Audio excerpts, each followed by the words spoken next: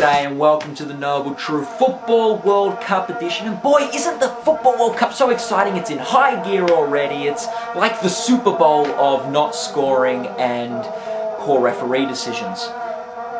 But it kicked off really amazingly this year with, in typical soccer fashion, 2 draws. Then that was the host nation, South Africa versus Mexico, and France versus Uruguay. But the second night had a real shock. Another draw, but it was the inventors of the game of football, England, drawing with a country that, to be quite frank, doesn't even like soccer, the United States of America. Now, England, if I were you, I would not have put BP CEO Tony Hayworth in your goalkeeping position. Not the best guy to contain things at the moment, but he did have something to say after the game. Let's hear. The impact of this disastrous lights have been very, very modest. Germany beat Australia 4-0. I think their secret tactic was picturing the Australian goals as a map of Poland. This completely screws us for the World Cup. I cannot believe it. Like any Australian knows, our strategy was to beat Germany and then we could just coast in the last 2 games. Now we actually have to play well against Ghana and Serbia. Going into the World Cup, we saw those games as the free pass rounds. Germany was the one we had to win. I just don't know what we're going to do. Another huge upset occurred when Spain, although keeping the ball in the Switzerland box for 90% of the game, ended up losing. Now, someone mustn't have told Spain you needed to actually score to win soccer, but this is a huge upset and a great moment in the history of Swiss soccer. I contacted the Prime Minister of Switzerland after the match to get his response, and he said he was happy that Switzerland had won, but would have been equally happy if Spain had won.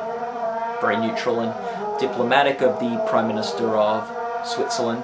And yes, I can contact the Prime Minister of Switzerland. Switzerland have a Prime Minister, right? I'm sure they do. In other World Cup news, 11 men from North Korea took a break off enriching uranium to come along and lose to Brazil. And a true fairy tale story where New Zealand was able to get their first non-loss in World Cup finals history by scoring a goal in injury time to get a draw. Tainted a little though by the fact that the goal scorer got a yellow card for taking his shirt off in a post-goal celebration. Now, I'm outraged at this ridiculous rule. FIFA, get out of the Stone Age. We're in the 21st century. Now, I'm not usually a progressive, but I believe we should live in a world where even a woman can take her shirt off after scoring a point in a sporting event. You know, let's just start with allowing New Zealand soccer players to do it, FIFA. And in protest, I am going to do the rest of this episode of The Noble Truth shirtless. To all my female watchers, please contain yourself. Now, a lot of people have been asking me, who do I think is going to win the World Cup? And I'll tell you right here that I think Argentina has it in the bag. We know they've had the divine intervention of God before.